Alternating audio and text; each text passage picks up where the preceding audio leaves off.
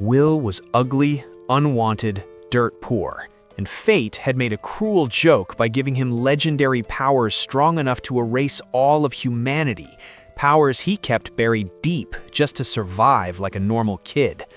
One quiet evening, alone in his tiny apartment, he cooked a simple meal, but exhaustion hit first, and he passed out before taking a single bite. When his eyes opened again, everything was wrong. He looked at the plate, caught his reflection in its shine, and froze. What? Who is that? That face wasn't his. In the blink of an eye, he was no longer himself, but a small child in another world, surrounded by musicians, laughter, and a cheerful crowd. At first he thought, did I end up in some foreign country? But then he heard it, Japanese. No way. Am I dreaming? He tried to wake up, shut his eyes tight, but the moment he touched the food, the taste hit him. Real. Too real. This isn't a dream. Suddenly, a voice snapped, "Hey, stand up." An old man dragged him forward and told him to introduce himself to the guests. Will, now being called Shingo, was shaking as adults stared him down. Then a boy stepped in. "Relax, he's my little brother," Eric said casually. "His real name's way too long, so everyone calls him Will." Eric sat beside him and asked why he looked so lost, then laughed. "He's only 5. I'll explain everything."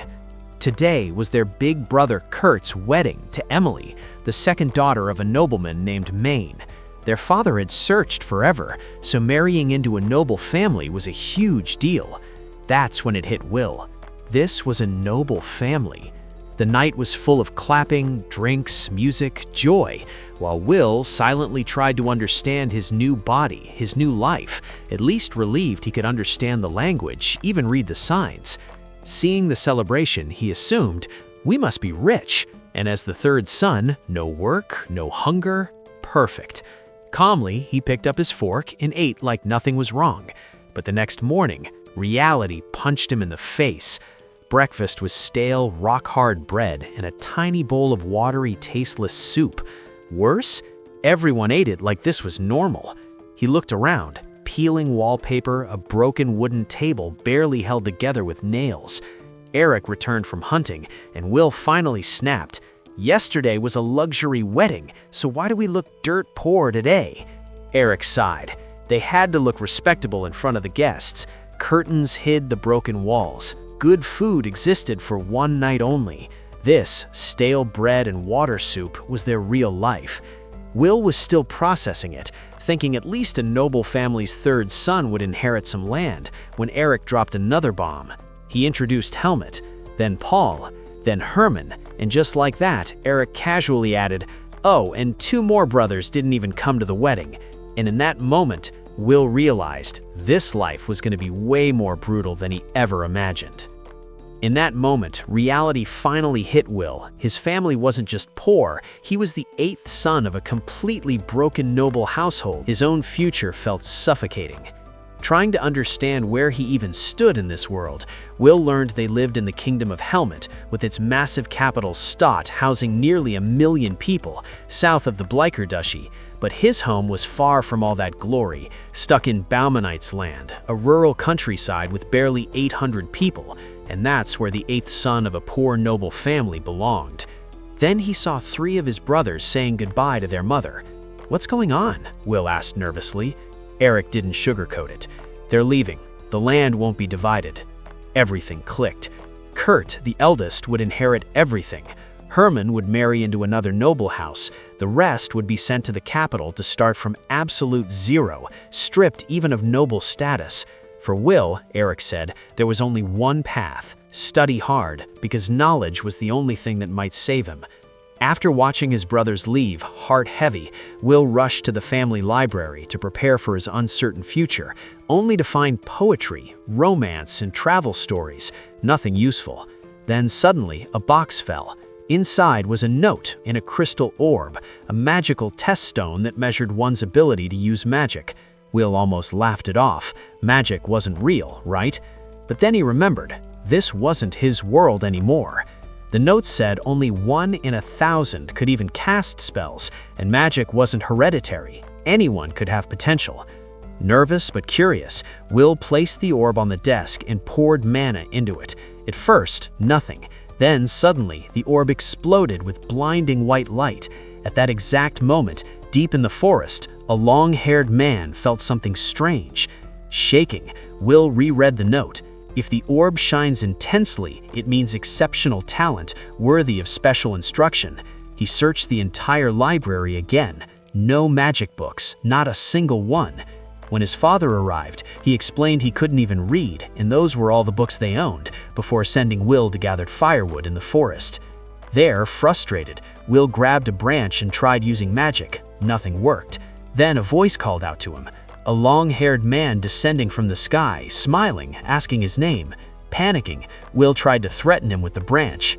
"Whoa, sorry," the man said, gently tossing it away, except the branch hit a rock. The rock rolled down and slammed on a massive wild boar. The beast roared, furious, and charged straight at them. Will was about to run when the magician grabbed his hand and said calmly, "Imagine wind magic." Terrified, Will obeyed. As he imagined mana flowing through his body, a soft green glow surrounded them. The boar got closer, then boom! A blast of wind shot out, pushing it back, only making it angrier. This time, the magician stepped in and launched the beast far away with ease. He introduced himself as Alfred Rainford, a former magician of the Bliker Duchy, and smiled. "You're gifted. One day you'll surpass even me." But when Will returned home and stared at his usual miserable meal, the weight of reality came crashing back down.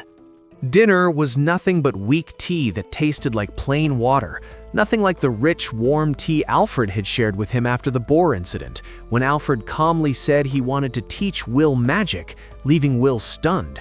"I can't afford that," Will had blurted out, only for Alfred to laugh and say, "I don't want money, I just want a student." But before training even began, Alfred warned him to tell no one about his magic. If people found out, they might try to replace Kurt with Will as the family head, throwing succession into chaos, something Will didn't fully understand but still nodded to. Alfred then explained just how terrifyingly powerful magic truly was, and that alone made Will swear to hide his strength at all costs. The very next day, training began with capacity matching. Will had to synchronize his mana with someone stronger than him. Hand in hand, mana circulated, and Will felt Alfred's overwhelming power, until Alfred froze in shock. Not only did Will match his mana, he surpassed it and still hadn't reached his limit. His talent was on a completely different level. Back home, Will's father stared at the magic orb on the bookshelf, confused about how it had moved, remembering Will had been there days ago and laughing it off, while Kurt laughed too, assuming Will had gotten disappointed after realizing he had no talent. Meanwhile, Will was training fire magic, mastering advanced spells in just days, earning Alfred's praise. To keep up appearances, Alfred brought back baskets of vegetables from the mountains, so it looked like Will had just been foraging. That evening, the family praised Will for the haul, until Kurt frowned, asking where he found a plant that only grew across the river, where there was no bridge. Their father laughed at the idea that Will could fly using magic, but suspicion quietly took root in Kurt's mind. Days later, Will and Alfred were flying high above the ground, practicing tracking magic as Will sensed movements below, pinpointed a target, and launched a stone with wind magic, striking a bird mid-air. They cooked it and ate together, Will even offering hot sauce, which Alfred found hilariously mild. During the meal, Alfred warned him never to enter the deep forest, where monsters far beyond his capacity roamed, guarding rare herbs and treasure, a place no one ever returned from. Will then confessed his fear. Kurt was watching him, following him everywhere. Alfred understood instantly. Kurt had realized Will had magic and feared losing his future as family leader. But Will didn't want that role, only trouble and broken bonds, and he didn't even know what he wanted from life. Alfred suggested becoming an adventurer, and for the first time, Will felt a spark of excitement about his future, until a demonic aura suddenly crawled over Alfred's arm. He clenched it, hiding it from Will, forcing the aura back inside, knowing the time wasn't right. That night, Will told his family he wanted to become an adventurer. His older brother was thrilled because it meant Will would leave, but their father quietly said they couldn't afford to send him to an adventurer academy. In their next training, Alfred showed Will the city where the academy stood, Bresh, a bustling commercial hub packed with merchant guilds, and Will immediately realized he could work there, earn money, and sell goods to fund his future. But before that, he had to learn how to travel, and that meant teleportation, specifically flight magic. Alfred grabbed Will by the arms and lifted him straight into the sky, and Will screamed like a kid until Alfred slowed down, leaving him speechless as he stared at the breathtaking world spread out below, so beautiful it stole his breath.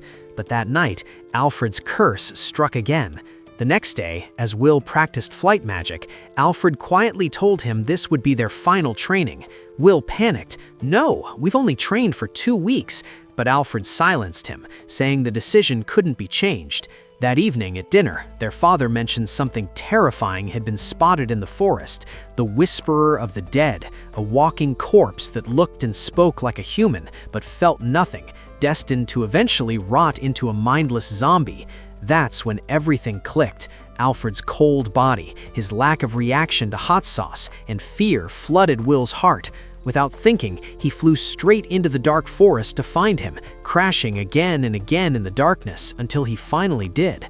Will tried to warn him about the undead and pull him away, but Alfred stopped him and revealed the truth. He was the Whisperer of the Dead. 5 years ago, he had traveled with a duke to find medicine for the duke's sick son, only to be ambushed by an entire army of monsters. Alfred fought with everything he had to protect the duke, but his mana dried rag, and with one final wish, he became a walking corpse, his last desire being to pass on all his magical knowledge to someone worthy. Realizing Will had come all this way for him, Alfred felt a strange peace. Only one test remained: purification through holy magic. Will refused at first, but Alfred showed him how death was rapidly consuming his body and that he would soon lose his consciousness entirely. Then Alfred taught him light magic. As Will chanted the incantation, the black aura around Alfred burned away. Alfred screamed in agony, but kept urging Will forward as tears streamed down Will's face. He didn't want to lose his teacher, but Alfred told him to remember everything he had taught him. Holding on to every lesson, Will bowed deeply, thanked him, and with a shattered heart, freed him from his suffering as a walking corpse.